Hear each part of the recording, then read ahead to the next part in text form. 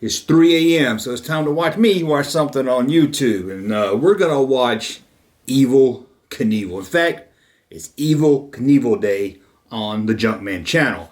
3 a.m., we're going to, one you're watching right now, you're going to watch me react to a jump. And then at noontime, I'm just going to talk about Evel Knievel, some of my memories and everything. And then come back at 8 o'clock at night, we're going to look at the ideal toys. There's a slew of them. I know people think of the bike, you know, you put on that little crank and you crank it up, the stunt bike. It's amazing how much Evel Knievel stuff they made. So hopefully you guys out there love Evel Knievel as much as I do. It's a big part of my childhood. But you can hear me talk about that at noon. So what are we going to look at today? Well, we're going to look at Evel Knievel jump 14 Greyhound buses. Let me see if this has got a year on it. I don't see a year. I'm going to say 74, 75. I'm not really sure. But I can remember this a little vaguely. I don't know if I remember hearing about it, because I was born in 72, so I can't remember hearing about it. I know I had a guy next door to us that had a pinball machine with Evel Knievel on it, and it had the Greyhound bus jump on. I think it was on the window part, you know, in the back of the, they call it the bag, was the part facing you with a score and everything on it. But anyway, I'm not going to get into all that right now. We're just going to watch this stunt. Should be exciting to watch. So let me go ahead and... I can't remember. I haven't seen this in years. I can't remember if he made it. A lot of times he didn't make it. So there he is in his famous outfit right there. We all know that. His jumpsuit with the American flag look on it with the stars. Oh, has there anybody been as cool as Evel Knievel, man? I know there's a lot of kids grew up in the 70s and 80s that got hurt on their bicycles because of this guy right here. I mean, this was a true American hero. Well, not American, world hero. I mean, it was like watching, you know, a comic book character or something live on television. It was like a real person, you know. Everybody else we fell in love with was on TV. But here he goes. This is, I think he's going to ride up and down the ramp a couple of times first. It's about 7 minutes, but 14 Greyhound buses, man. 14 Greyhound buses. 1975, October 25th. Sorry about that jump. October 25th, 1975. So no way I remember watching this live on television, but it's just one of those things. And he did other jumps throughout the 70s and into the 80s.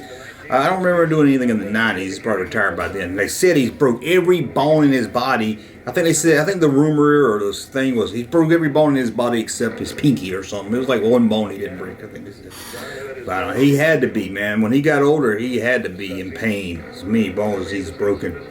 But I don't know if there's been any stunt guy like this that's captured the world as much as Evel Knievel did back in the 70s.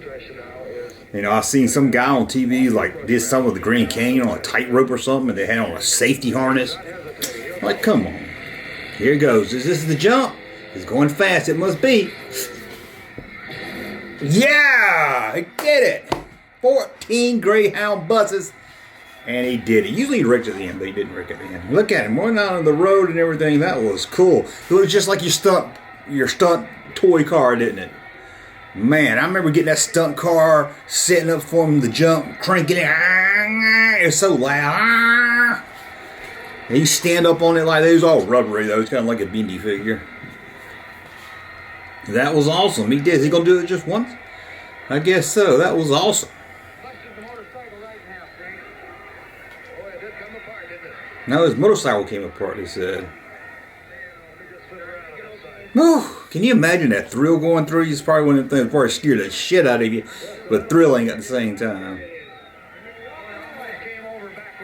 I bet. In the 70s, you know, he went to party hardy after this.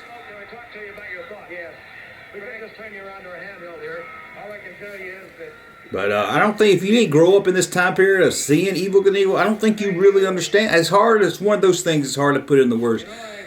You know, it's like people that probably, when they first saw Beatles came to America, Elvis got started. If you wasn't there for it, or even Star Wars, the original trilogy, you can like Star Wars, but if you wasn't there for the original releases, you're missing something.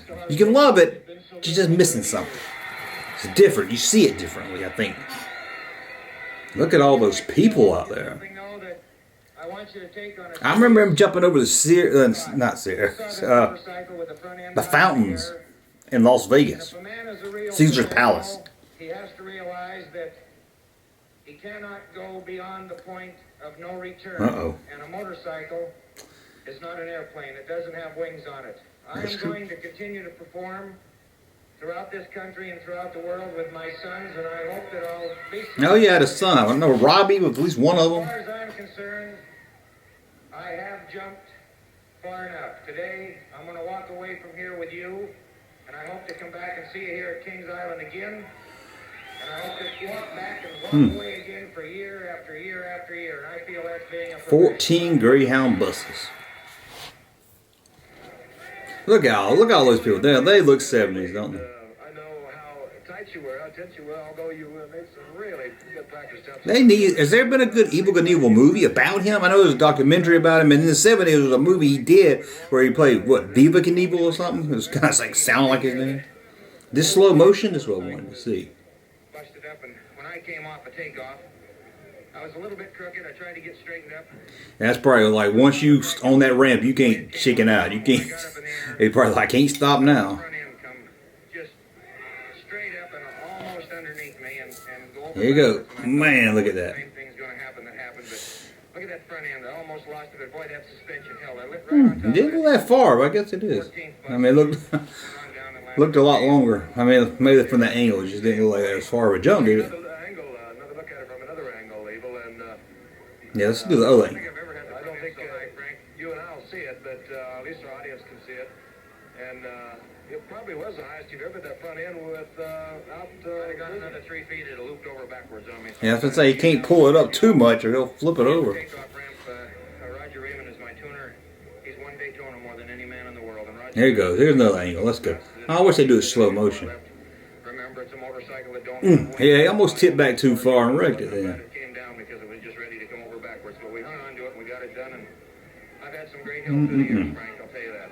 Let's ask you one more time, Evel. Now, you said you would continue to... Coming up next, the Harlem Growth Rotters. In terms of distance, I have jumped far enough. I don't, under any circumstances, want to jump any further. I will continue. I'm not going to jump it. Didn't he jump the Grand Canyon or something one time? One of the best stuntmen. I did a video on him. Dar Roberts, I always say his name. I know he jumped into the Grand Canyon and parachuted out of his car. Well, it's got some money in it. You can see the chuckles and the $200 bills, and the gas tank says, "Are you man enough? Big and bad enough?" How much do you think that motorcycle sells for? You think somebody's got that in their collection? Man, can you imagine that? Owning that motorcycle? That'd be kind of cool, man.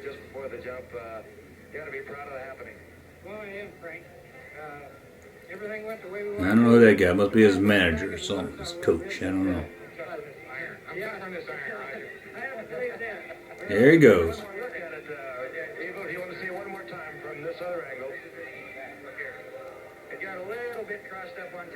Ooh, look at all the people taking pictures. Landed with that front end on that number 1. I couldn't have asked for a more perfect jump, Frank. It was a bit satisfied. I don't want to do it again. If you missed, don't want to do it again. Frank, I'd like to say something before we get off the air. You've been a friend and a great guy for my backbone when maybe I didn't have it. I want to. Well, that's pretty cool. That's a good jump. Like I said, he wrecked a lot. A lot of times he would make the jump, but he would wreck on landing a lot of times. But that's it. This is Evel Knievel Day. I'm all excited, man. Who knows? We might have an Evel Knievel shirt up later. I don't know. You never know what's going to happen on the Junkman channel. But come back at noon, or I'm going to give you more of my thoughts and growing up and knowing about, like I knew, growing up, Evel Knievel, being a fan and everything. And then 8 o'clock at night, we're going to look at all the Idol toys. Oh my God, there's so many of them. There's figures, there's playsets, there's cars, there's motorcycles. There's even his son. His son had a figure. Well, I hope you enjoyed this. Thumbs up on my content. And we'll be back at noon and then 8 o'clock for another video. Thanks for watching. Hey, Junkman channel popping though. Thank you, sir, for that unsolicited testimony.